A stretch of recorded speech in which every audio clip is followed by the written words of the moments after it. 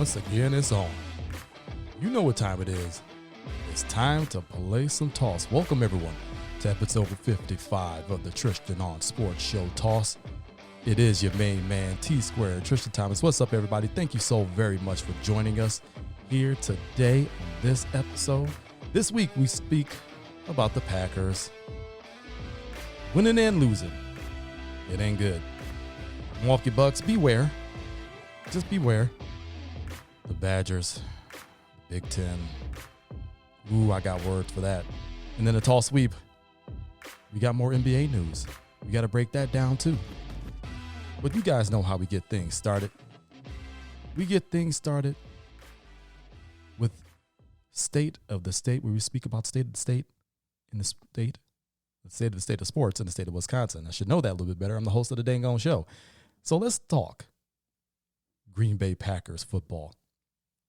It's been a little bit since we've been able to speak about Green Bay Packers football on this program. Last week, we did our special edition with our first guest ever, Professor P. Eugene Pitchford III of Home Court Sports fame and the I Got a Story to Tell podcast and superhero educator, co-author of that bestseller.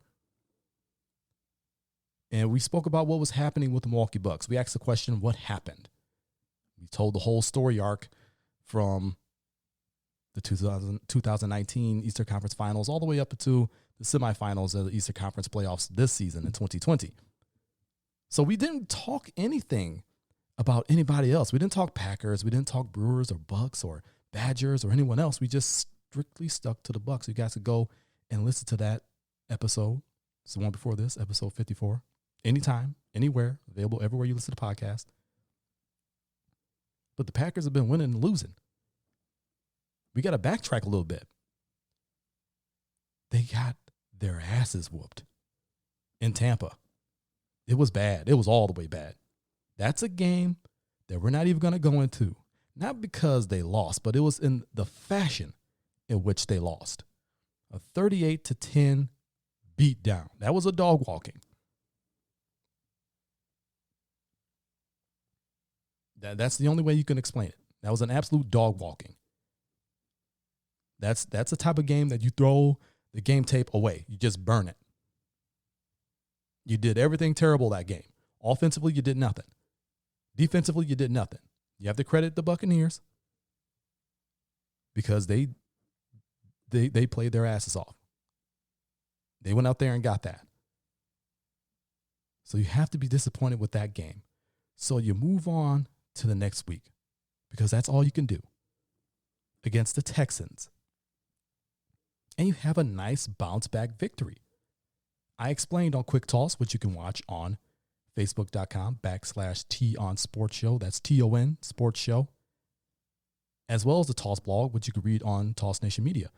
I explained that Aaron Rodgers was a game manager in that game, but he was the best kind of game manager because he took what the defense gave him. He did not hold on to the ball too long.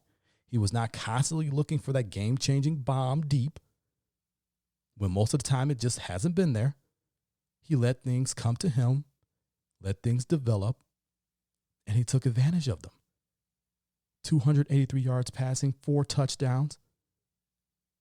He and Devontae Adams, a special connection. It was fun to watch. The defense came out and did their job. You are winning games that you're supposed to be winning. The Texans, you were supposed to go out and get that game. They're not a very good football team in record. They have great talent. They have one of the best quarterbacks in the NFL in Deshaun Watson. They've got a couple of pieces on defense, but it just hasn't come together for whatever reason. They fired their coach/GM, de facto GM, Bill O'Brien, who, Lord, I don't know what they were thinking with that one, but that's a different story for a different day. And I'm not talking about the firing. I'm talking about making him a GM. That tends to never really work out. So you have a bounce back win after a tough loss. And now you have a chance to pick up a little bit of steam. Now you're going to play against another bottom-feeding team in the Minnesota Vikings. You're going to that game 5-1.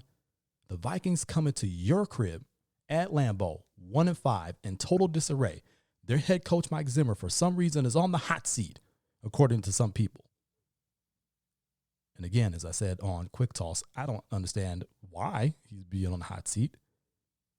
He can't go out there and tackle for those guys. He can't go out there and play cover two for those guys. He can't go out there and cover and stack the ball carrier, the quarterback. He can't go out there and tackle the ball carrier. I mean, he can't go out there and play defense for you. He could put together a masterful plan, but unless those guys who are young and that defense is beat up can go out there and execute, unless this offense can be consistent, Kirk Cousins can stop throwing picks, it's not going to matter.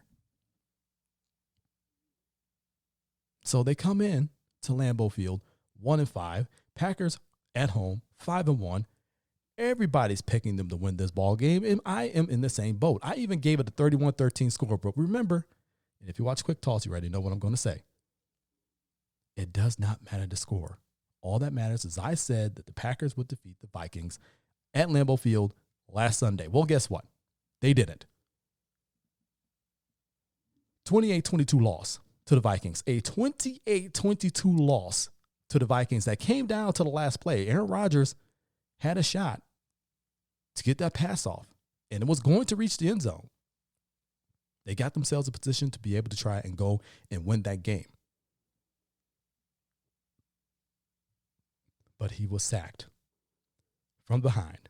Coverage broke down as he was scrambling outside the pocket. And that was the ball game. You allowed them to get on straight rolls. And the thing is, the game started off amazingly. Both teams going on long scoring drives that ended up in a 14-14 deadlock at the half. You're like, okay, I thought the Packers would be a little bit more dominant at the half, but okay. It looks like the Vikings came to play today. They came to make things tough. I said on Quick Toss, hey, you have to play these guys for the tough football team that they have been over the years, especially under Mike Zimmer. This is the reason why I thought they would make adjustments, come out in that second half, assert their will, and start to pull away. Instead, it was the Vikings who asserted their will and started to pull away. Their offensive line was pushing the Packers' defensive line around all over the field. All over the field. It was embarrassing. It was once again a showing of the Packers' Achilles heel. It's that run defense. It's that run defense. Once again, that run defense is the reason why you didn't go to the Super Bowl last season. It's the reason why you got embarrassed on national television in the NFC Championship game, 37-20. When the 49ers barely attempted any passes. All they did was run all over you because they knew you couldn't stop it. Same thing happened to you against San Francisco in the regular season. Same thing happened to you against San Diego in the regular season, all last season. And now the same thing is happening to you this season. The Tampa Bay Buccaneers did it to you. They ran all over you. They pushed you around. They were dominant at both lines of scrimmage.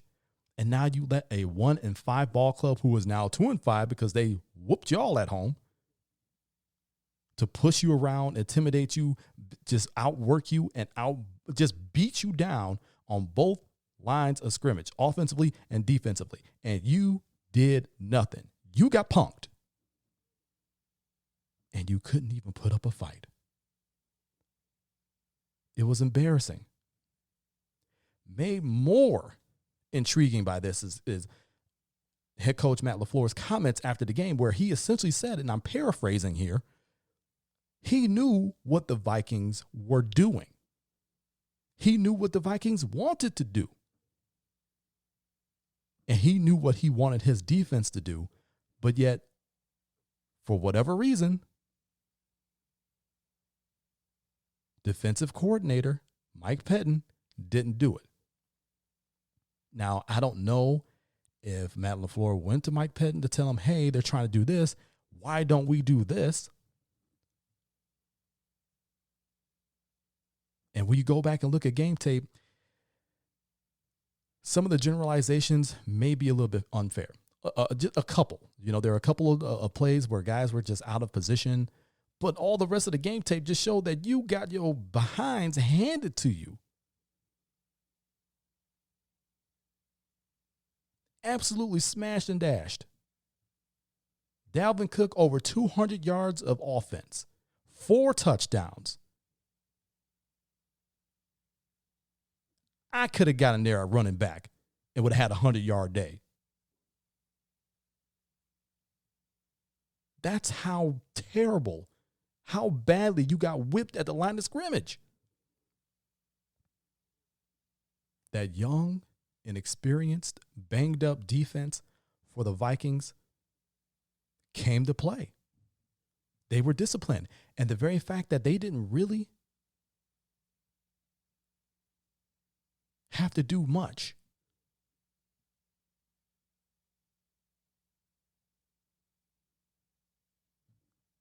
it was just that was it. You really didn't challenge them. So you have to give credit to the Vikings for that. You have to give credit to Mike Zimmer for the game plan that he came in with.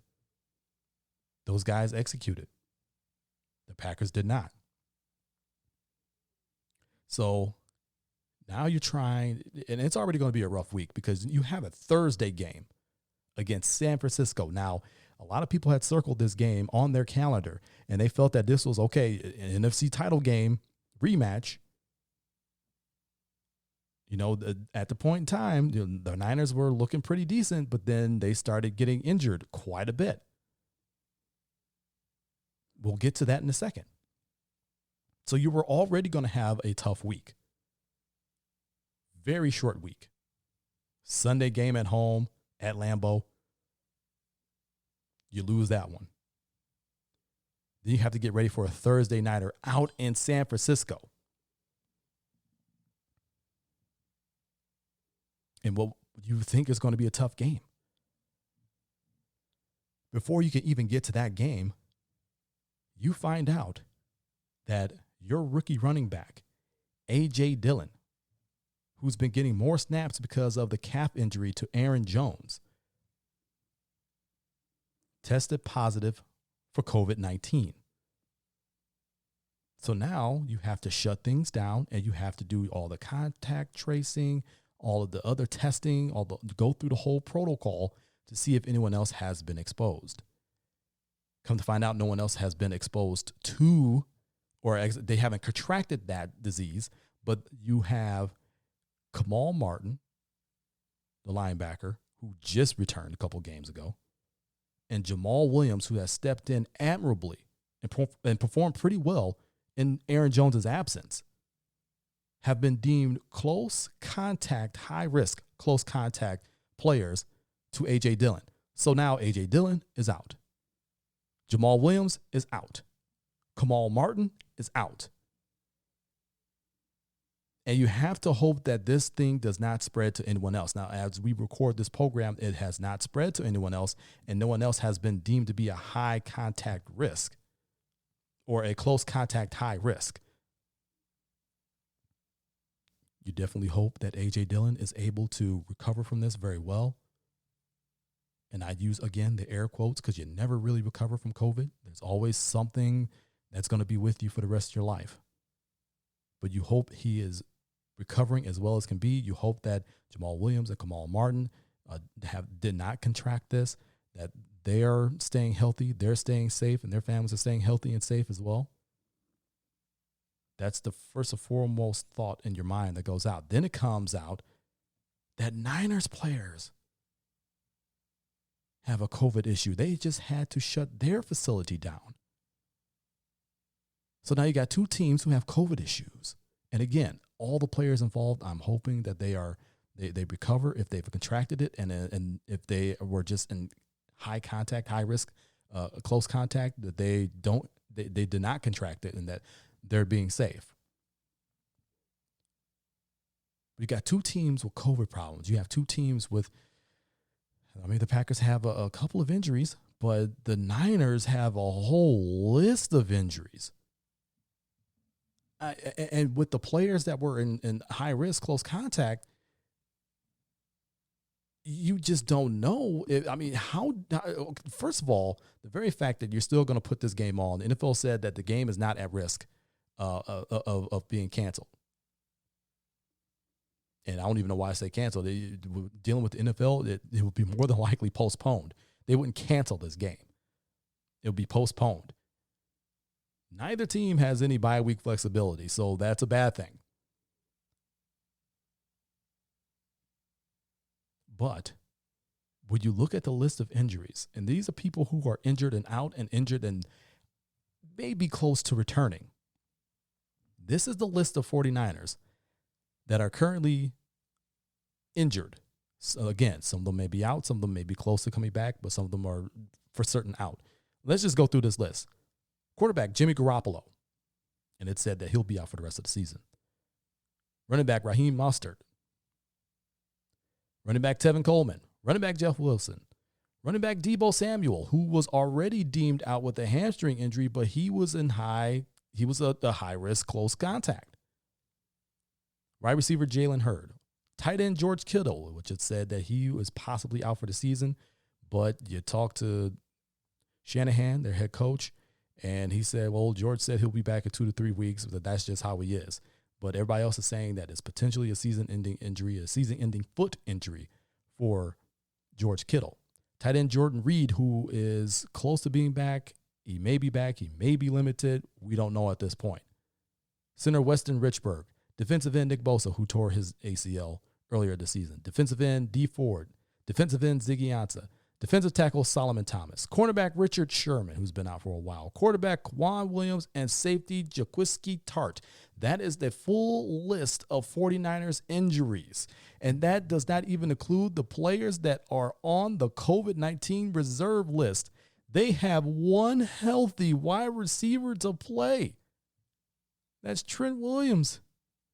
They literally have one healthy wide receiver due to injuries and COVID. The Packers literally have 2 healthy running backs. One of them they had to call up from the practice squad, and Dexter Williams. The other, Tyler Ervin, Swervin Irvin. This game is a war of attrition. I went back and forth of whether or not I was going to even tape a quick toss episode for this, and I decided against it. You can find my official pick, and it will count towards the quick toss record on Facebook.com/Tion Sports Show. That's TON Sports Show. I'll post that sometime tomorrow. This is just going to be a war of attrition. Both teams, COVID issues, injury issues. You go from being excited about a Thursday night game, even though I am not a big fan of Thursday games at all.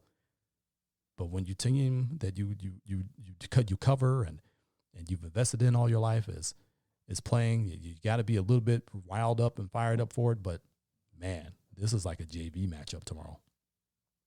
It's no slight to those guys. You're professionals. You still got to step out there and do your job and try to win a game.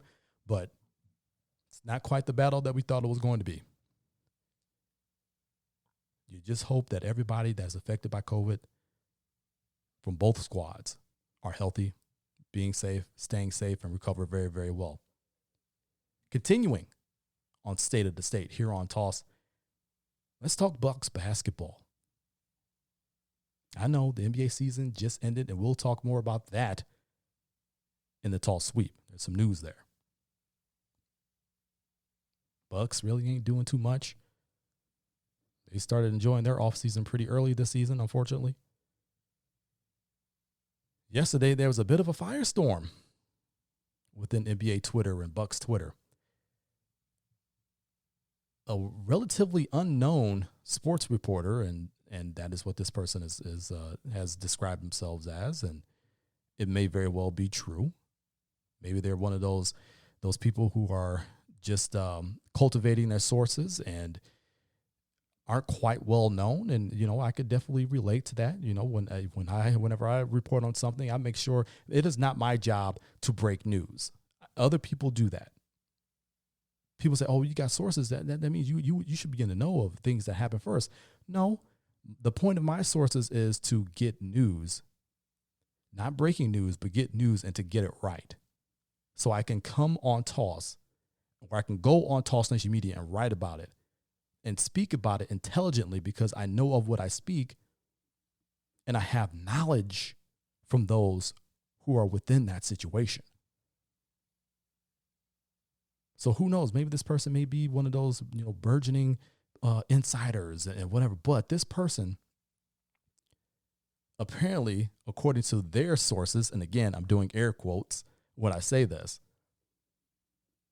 because Giannis splits time between Greece, and this is in the offseason, because he decides to split time between Greece, and apparently has a condo in Miami. Their sources have told them strictly because of that Giannis is going to sign a long-term contract in Miami.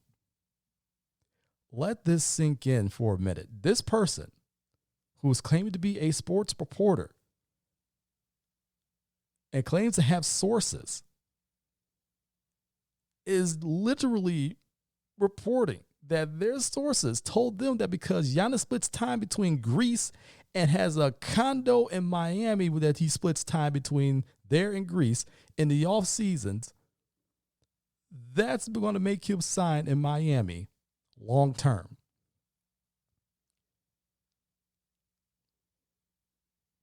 In my notes for this show, and I usually do like a short outline, I don't script anything I say. What you get is straight off the top of the dome.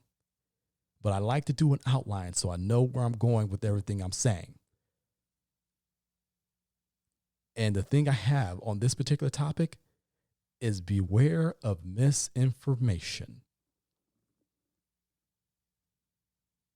In the day and age of social media, everybody can make something appear to be something that it's not. And you have a lot of people out there that claim they have sources. You have a lot of people out there that claim to be in the know. And they put this stuff out there. And it is the most untruthful, outlandish BS that you have ever heard in your entire life. Because this man has a condo in Miami and splits time between that condo in Miami and Greece. That means he's signing a long-term contract with the Miami Heat. I could not believe, I fell out of my chair when I read it in laughter. And I needed a really good laugh when I read that because of what's going on in this country right now. It's essentially, it's supposed to be election day, but it's turning into a week because of all the mail-in ballots, because of the pandemic. So it was a very highly stressful day. It's been a stressful few days. So I needed that laugh. If that is the fact that he splits time between Greece and Miami, and because he has a condo in Miami, that means he's going to sign a long-term contract in Miami. Well, why not sign a long-term contract in Greece? I mean, you said he splits time between Greece and Miami in the off season. Why won't he sign out there? He's got to have some type of property out there. I mean, it's his home country. It's where he's from.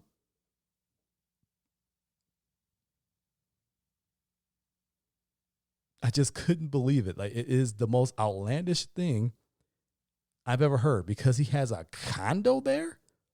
Do you know how many professional athletes have property all over the place and it is investment property?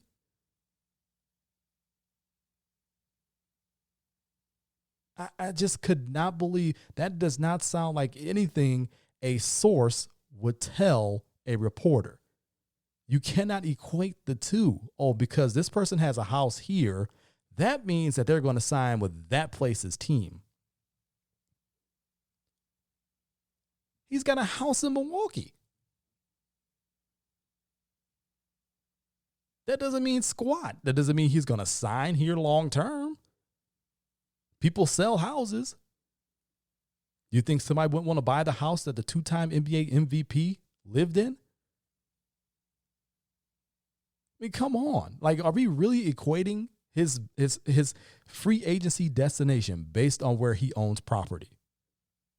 That is where we are in this probably going to be abbreviated offseason in the NBA. And again, we'll talk more about that later in the Tall Sweep. So people, just beware of misinformation, because I'm going to tell you right now, nobody knows where Giannis is going to go. First of all, he's not a free agent this offseason. He is eligible to sign a extension, whether it be a supermax or less than a max. He is eligible to sign an extension. If he does not sign said extension, he could become a free agent in 2021. So he's not signing long-term contracts with anybody outside of Milwaukee this offseason. And people are hard-headed and they don't understand that. Then you got other people out there saying that they would trade Giannis because he's going to leave anyway and this, that, and the other. I'm telling you right now, nobody knows. Not even Giannis knows at this point. He comes out, he says he loves Milwaukee and he doesn't want to, he wants to raise his son here in Milwaukee. He doesn't want to be, Milwaukee is the most beautiful place that he's ever visited. And you don't have any reason to not believe him. Giannis has never gave anyone a reason to doubt him. Not once. But not even he knows at this point what he's going to do. He's a guy who's highly competitive. He's a winner. He wants to win, but he wants to win championships. If he has that confidence that Milwaukee is a place to do that, and again, his quote, some people run away from it, but I run through the wall, makes it sound like he's pretty committed to Milwaukee. But never, ever, and I give you guys this guarantee, will you hear T Squared equate somebody's free agency destination to where they own property? Now, it's one thing if they sell property in the place that they're already at, then you can start saying, because there have been people who have done that. Tom Brady has done it. Now he's in Tampa. Phillip Rivers has done that. Now he's in Indianapolis. So there's something to that, but there's nothing to, because he owns property here and he owns property there, that means he's going to be there. So please just beware of misinformation. Nobody knows where Giannis is going, not even Giannis. We'll have to wait and see where that goes. We make our final stop here on State of the State, here on Toss, in the state capital, Madison, Wisconsin, to talk Wisconsin Badgers football, NCAA. Badgers started their season earlier, a couple of weeks ago. Huge splash made by quarterback Graham Mertz. Everybody's been waiting for this young kid to get on the field, redshirt freshman. All the tools and skills in the world, they felt that this was the guy that was going to take this offense to the next level. And if you match it with that powerhouse defense, and believe it or not, the Badgers have had one of the best defenses in the nation over the past few seasons. Jim Leonard, the defensive coordinator, is doing the damn thing up there. You pair it with that kind of defense, and you're able to give this type of offense. You're going to be able to run the ball, even though in that first game, they really didn't run the ball like Wisconsin Badgers typically run the football, but they'll figure it out. You have a shot at not only the college football championship, college football playoffs, but you may have a shot at getting to the national championship game. Or whatever remnants of it that they're going to have. So they play the first game. They win over Illinois. Resounding win. Graham Mertz, big-time debut. Everybody's licking their chops, waiting for the following week's game. And then it happened. COVID struck. You talk about a campus that has had dorms on lockdown multiple times for multiple weeks. because of multiple outbreaks. You talk about a team in a conference, the Big Ten, who were made to look like scared idiots because they decided to shutter their fall sports season, including football,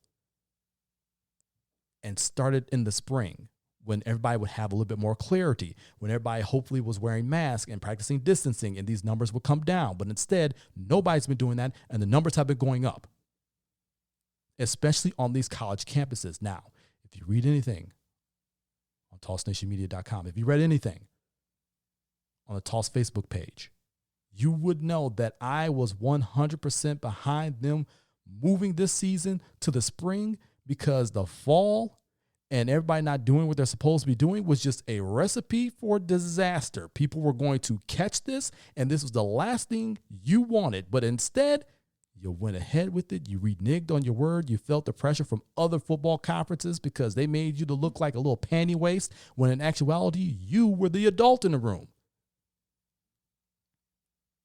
You reneged on your word. You decided, let's play football in the fall. Let's do it. Everybody else is doing it, but everybody's having outbreaks. Trevor Lawrence, the projected number 1 overall pick in the upcoming NFL draft, quarterback from Clemson, he's got it. He's probably going to miss another game. Now Graham Mertz has it. You had to cancel your game because not only did Graham Mertz have it, your head coach and Paul Chryst got it. And the cases continue to rise. You canceled your game last Saturday. You now had to cancel this Saturday's game.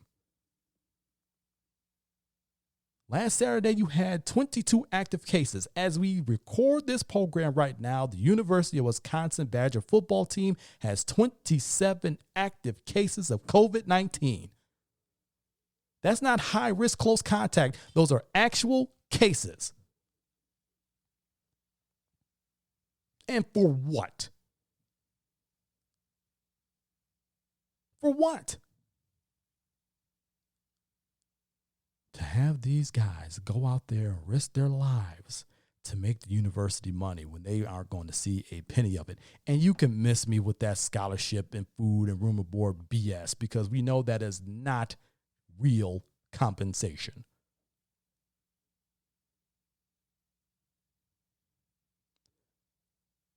The Big Ten, in particular the Badgers, because we know how much power and how much sway Barry Alvarez, the Badgers' AD, has within the Big Ten ranks. You should have stayed strong to your word. You should have never reneged. You should have stayed firm on spring. Now, the ramifications of this is if they miss another game, they can't make it to the Big Ten championship, but that's not even important for me. I want these guys to recover. You hope they recover well. You hope that nothing long-term lingers with those guys. And I know some of them wanted to play. Some of them were really staunchly against it, but hey, they wanted to be there with their brothers to go out there and help them win. But this was preventable. This was preventable. All of this was preventable.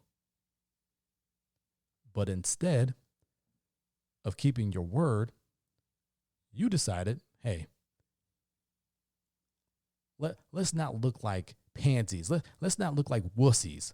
Everybody else is playing football. It's got to be okay. And it's not okay. It's not at all okay. You should have stayed firm on spring. You would have saved a lot of heartache of guys catching this disease, players and staff alike. It's truly disappointing. Let's move on to the toss sweep.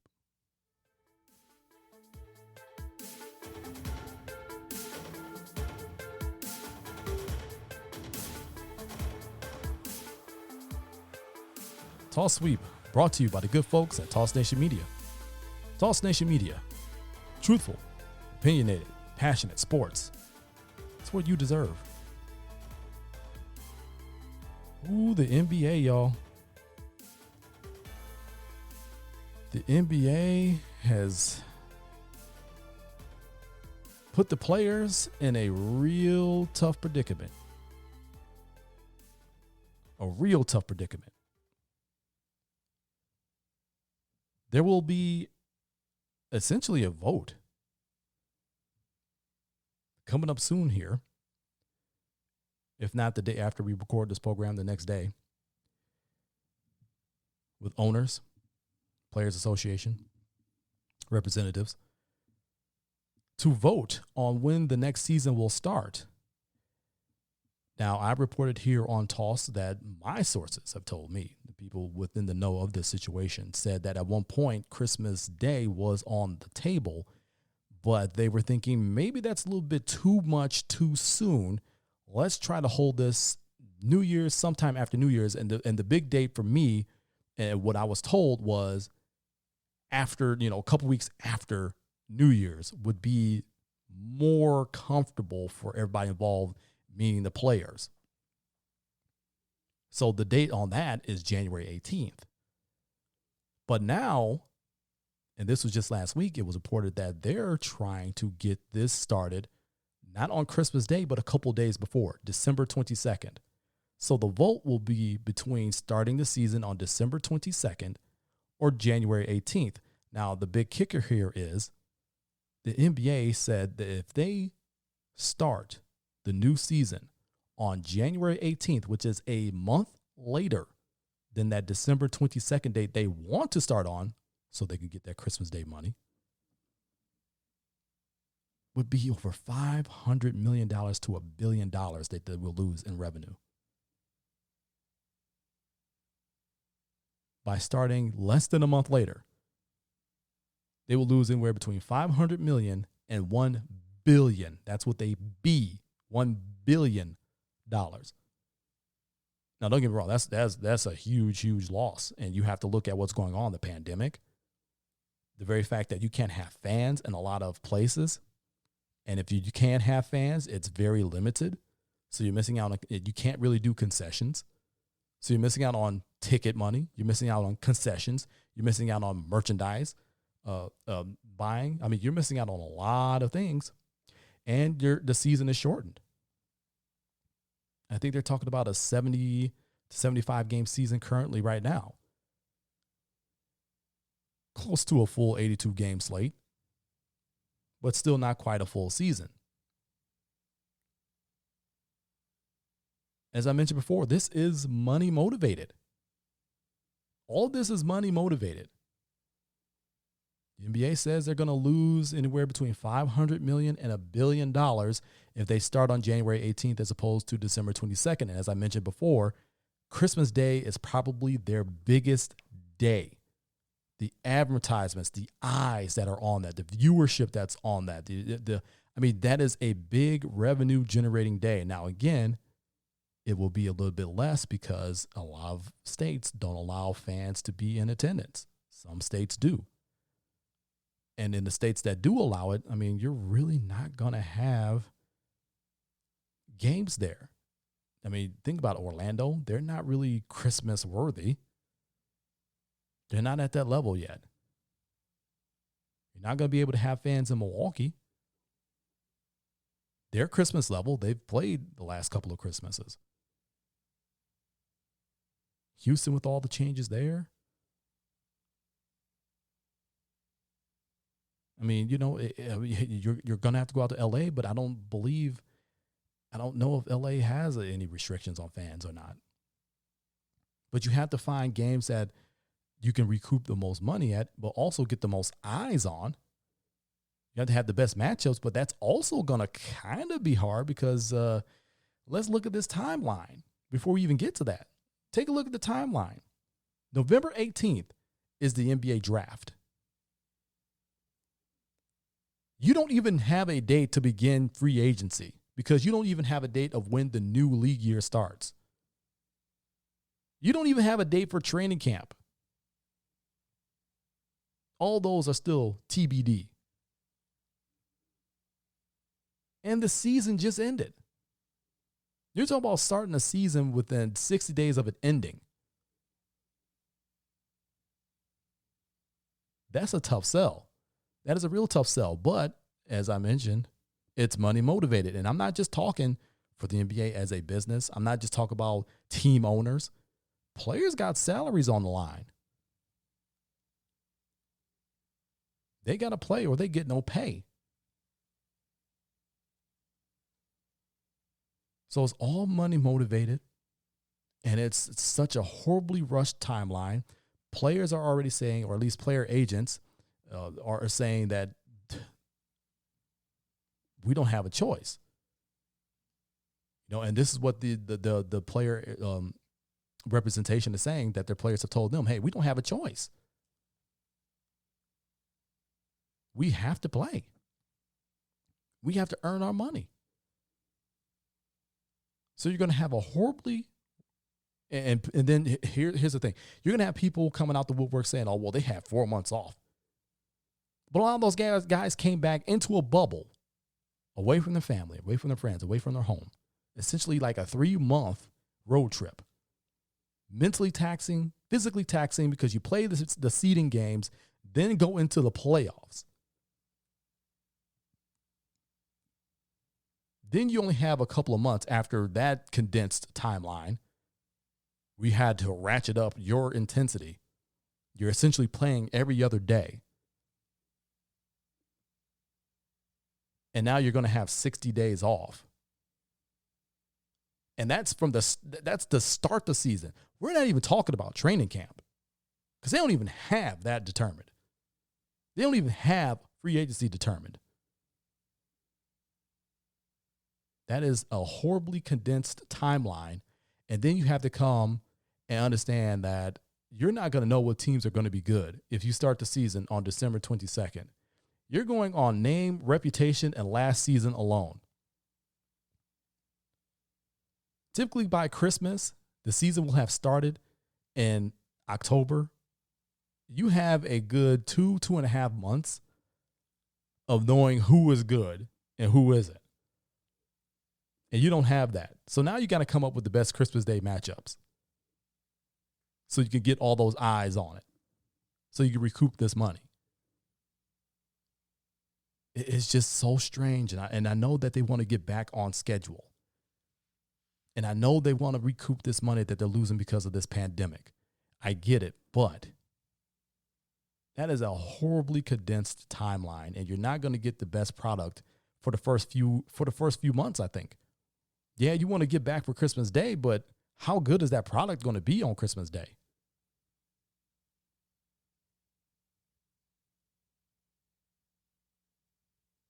I don't know. I just don't know. It's horribly condensed.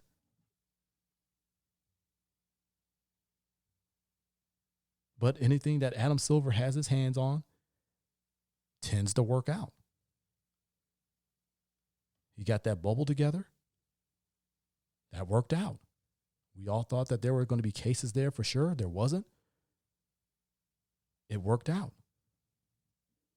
So maybe I'm inclined to have a little bit of faith that this will work out.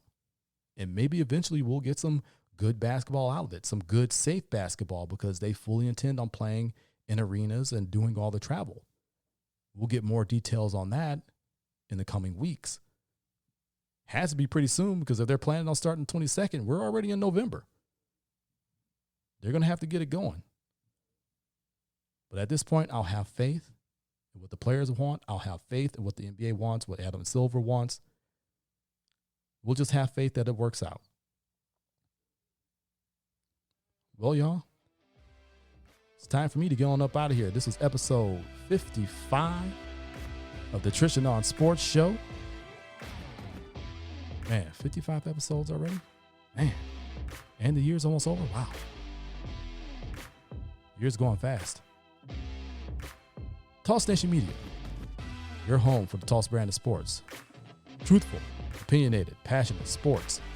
It's what you deserve. TossNationMedia.com. Y'all know where to find me on social media. At D20Double on Twitter. and Instagram. That's at the number 2, the number 0, and the word double. TossNationMedia.com is also on Facebook. Facebook.com/T on Sports Show. That's TON Sports Show. As I said before, it's time for me to get on up out of here. This is T Squared, Tristan Thomas, reminding all of you to keep it moving forward. Always forward. Forward always. Until next week. So long from Toss.